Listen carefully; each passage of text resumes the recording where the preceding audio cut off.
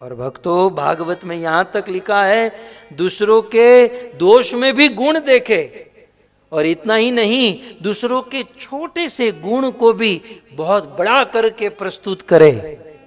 उसे भागवत ने महात्मा कह दिया। वो महात्मा है।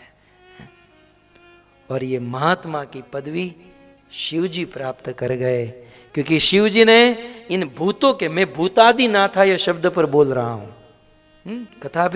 कथा सुनने की भी एक स्टाइल होती, मतलब एक परिपाटी होती है।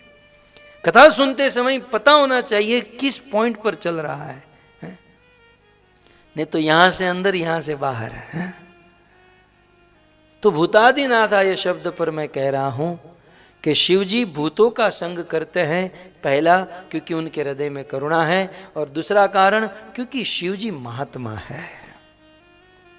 महात्मा क्योंकि भूतों के छोटे से गुण को देखकर बहुत बड़ा प्रस्तुत किए। भूतों में छोटा गुण कौन सा है? जो भी है भूत, जो भी है, लेकिन भूत प्रेत कभी भी किसी की निंदा नहीं करते हैं। भूत प्रेत कभी भी किसी की ईर्ष्या नहीं करते हैं। इससे पता चलता है वो हमसे भी अच्छे हैं।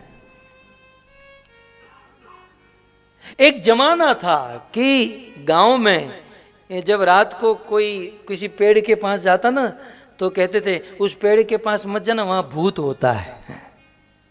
लेकिन जैसे जैसे कलयुग आगे बढ़ रहा है ना, मुझे ऐसा लगता है कि भूत के छोटे छोटे बच्चे होंगे ना, वो बच्चे थोड़े से दूर जाते होंगे ना हमारे हाउस के बगल में, तो उसके भूत के माता पिता कहते होंगे कि वहां मत जाना, वहां आदमी होता है।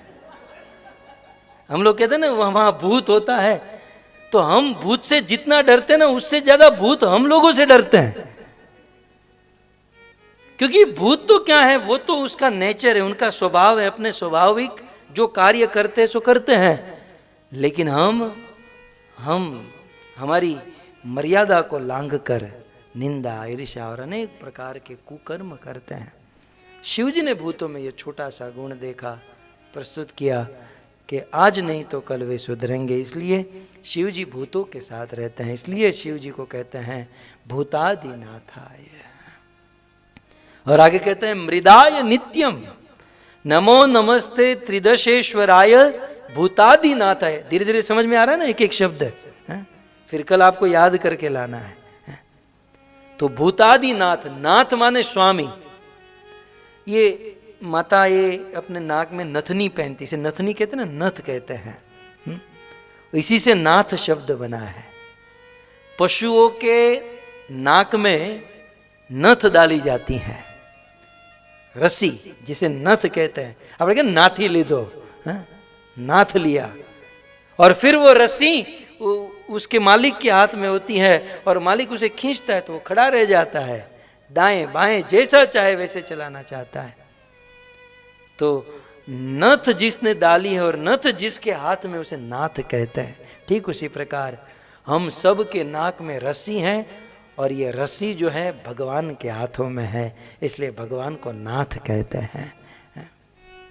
एकले ईश्वर कृष्ण आर सब भृत्य जाहे देचे नाचाए ते तेछे करे नृत्य। जैसे कठपुतलियों का खेल खिलाने वाला अपनी उंगलियों से सबको नचाता ना, वैसे भगवान अपनी माया रूपी रस्सी से हम सबको बांधे हुए हैं, और माया रूपी रस्सी से हम सबको नचा रहे हैं।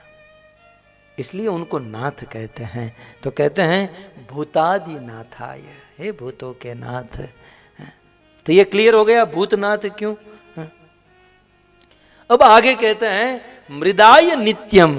मृदाय का अर्थ होता है कृपा, जिसका चरित्र नित्य कृपा पूर्ण है, जिसका चरित्र दयापूर्ण है, जिसका चरित्र धर्मपूर्ण है, जिसका चरित्र उदार है, जिसका चरित्र अनुग्रह पूर्ण है, उसे कहते हैं मृदाय।